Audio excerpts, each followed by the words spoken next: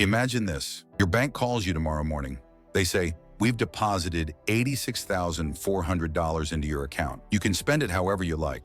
But there's one rule. Whatever you don't spend by midnight is gone forever. What would you do? You'd probably spend every last dollar, right? Now here's the truth nobody tells you. Every single day, life gives you 86,400 seconds. And just like those dollars, whatever you don't use is gone forever. But unlike money, you can never earn it back. This is the story of a boy who learned that time was worth more than fortune itself. What? Solve world hunger? Who added that? Jason was your typical 17-year-old American high schooler. His backpack was always messy, his phone always charged, and his dreams always for later. When his mom called him for breakfast, he'd say, 5 more minutes. When his coach told him to practice harder, Jason would shrug, there's always tomorrow. When his best friend asked him to join a study group, Jason laughed, I'll figure it out before the test. Jason wasn't lazy. He just thought time was unlimited. He thought his 86,400 seconds would refill endlessly, without consequence. One evening, Jason's father, a quiet man with a stern face, sat him down at the dinner table. Son, he said, sliding a piece of paper across the table, this is your bank account. On it was scribbled, $86,400.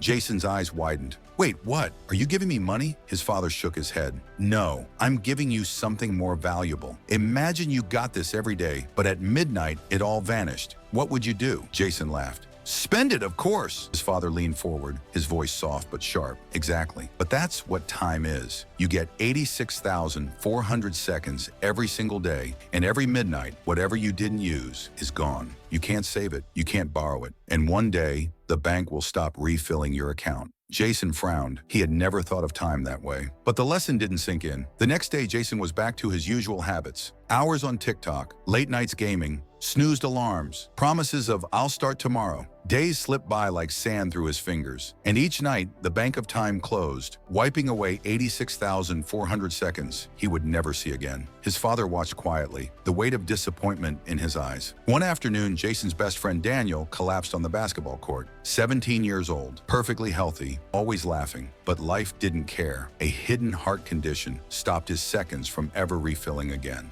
At the funeral, Jason stood frozen. He stared at the casket, unable to breathe. Daniel's mother whispered through her tears, "We thought we had more time." Those words pierced Jason's chest like a knife. More time. That's what everyone thought. Jason finally understood. Time wasn't guaranteed. Tomorrow wasn't promised. The 86,400 seconds you got today were a gift, not a guarantee. The next morning, Jason didn't hit snooze. He woke up at sunrise. He ate breakfast with his mom instead of scrolling his phone. He went for a run, feeling his lungs burn with life. He hugged his little sister before school, really hugged her. He opened his textbook before basketball practice and actually studied. At first, it was hard. His old habits screamed for attention. His phone buzzed. Games tempted him. Procrastination whispered, "You've got time." But then Jason would whisper back, "No. I have 86,400 seconds, and I refuse to waste them." Days turned into weeks. Slowly, Jason began to notice changes. His grades climbed. His coach praised his effort. His mom smiled more, her eyes proud. His sister told her friends, "My brother is the best." He wasn't perfect. He still got distracted. He still wasted some seconds, but he was no longer blind to their value. He realized that time wasn't just about productivity, it was about presence. Watching the sunset, talking with his family, saying "I love you" before walking out the door. Months later, the school announced a national competition. Solve complex problems under time pressure. The gymnasium filled with hundreds of students. Papers shuffled, pencils scratched, the clock ticked. Many students panicked, staring at the ticking clock as if it mocked them. But Jason stayed calm. He remembered Daniel. He remembered his father's lesson. He focused on one question at a time, just like focusing on 1 second at a time. When the results were announced, Jason's name was called as the winner. The crowd cheered, but Jason wasn't thinking of trophies. He was thinking of the seconds that got him here, seconds he had once wasted, but now cherished. That evening, Jason's father sat across the dinner table again. But this time, things were different. Jason wasn't glued to a screen. His mom was laughing. His sister was sharing her day. The table was alive. Jason looked at his father and said softly, "Dad,